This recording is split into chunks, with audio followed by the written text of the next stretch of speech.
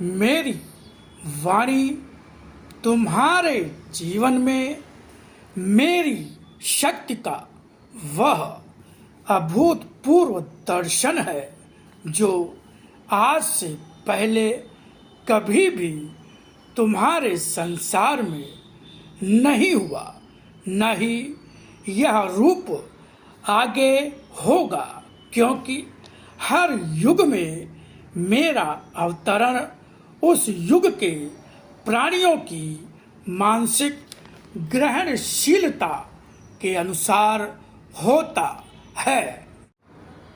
प्रिय सम्मानित सत्संगी बंधुओं, ये साक्षात भगवान की वाणी है।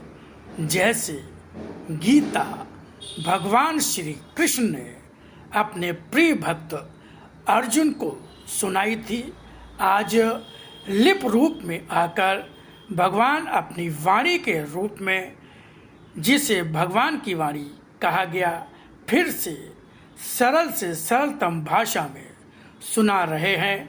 भगवान ने आदेश दिया, हम सबको जन जन तक पहुँचो, जहाँ अंधकार है उस मन तक पहुँचो, जहाँ मेरी पुकार है।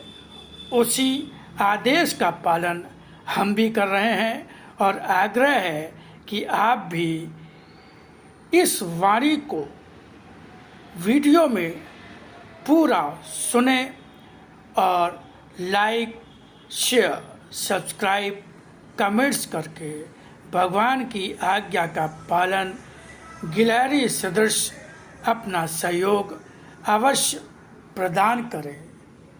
आगे सुने भगवान की वाणी। ओम शिवाय।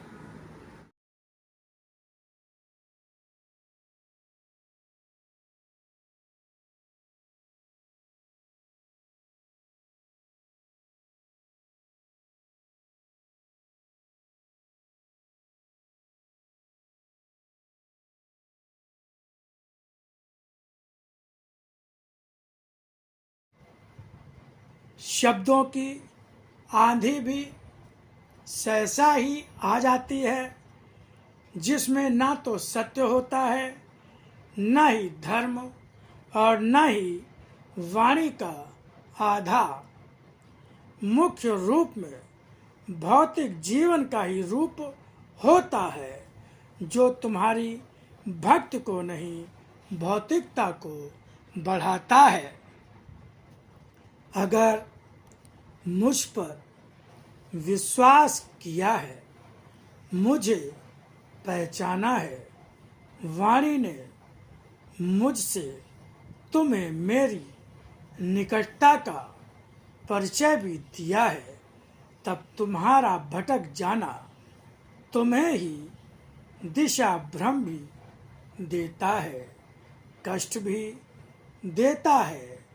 मुक्त करो स्वयं को असत्य के हर उस भाव से जो अभी भी कहीं स्वयं ही किसी न किसी रूप में ठहरा हुआ है।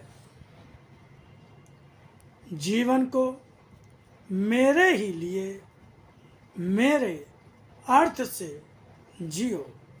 जीवन इस असत्य रूपी संसार में मोह माया ममता के सागर में अगर सही ढंग से बहता हुआ मुझ तक आ पाता है, तो केवल तभी जब वह सत्य की पतवार का सहारा लेकर बढ़ रहा होता है। इसलिए यदि जीवन को सही रूप में जीना चाहते हो, तो जीवन को मेरे लिए ही, मेरे ही अर्थ से जीना आवश्यक होगा, अन्यथा इस सागर में डूबते उतराते सभी तैरते रहते हैं। कुछ पार हो जाते हैं, कुछ बीच भंवर में फंस जाते हैं, कुछ अन्य पशु पक्षियों अथवा समुद्री जीवों द्वारा मार दिए जाते हैं। सत्य को स्मरण से बांधकर जीवन का अंग बनाओ। समय बीतता हुआ भी व्यर्थ नहीं बीतेगा। सभी रत्नों से श्रेष्ठ ही होता है सत्य का रत्न। जब जो पा जाता है वही सबसे अधिक धनी और मूल्यवान होता है। तुम मेरी अच्छी संतान हो या बुरी, भाग्य में जो भी लेकर संसार में जन्मे हो वह तुम्हें प्राप्त होना ही होगा। फिर भी अपने धर्म के निर्वाह के आधार पर मैं सभी को अपने ज्ञान का आधार देता ही हूँ कि यदि मनुष्य चाहे तो ज्ञान का आधार लेकर जीवन को बदल भी सकता है, इसके पहले कि वह स्वतः अपने कर्मों से प्राप्त अपने भाग्य का परिणाम पाए। उसके पूर्व ही यदि वह स्वयं को सुधारने के लिए इस ज्ञान का आधार पा लेता है तो स्वयं को अपने जीवन में ही एक नया रूप दे सकता है। अगर तुम भक्त हो मेरे तो जीवन रूपी रथ का सारथी अपने मन और अपनी बुद्धि को नहीं मुझे ही बनाना सीखना होगा। मैं हर जीवन रूपी रथ का सारथी होता ही नहीं, यह भी सत्य है कि मेरा अंश आत्मा सभी के जीवन का कारण भी है और वह संचालन भी सभी के शरीरों का करती है। मगर फिर भी जब युग विशेष होता है मेरी शक्ति के अवतरण का, तब मैं भी आता हूँ रूप विशेष लेकर, उसी के अनुसार जैसे उस युग के लोग होते हैं। सभी को अपने अपने जीवन का अर्जित किया भाग्य मिला होता है।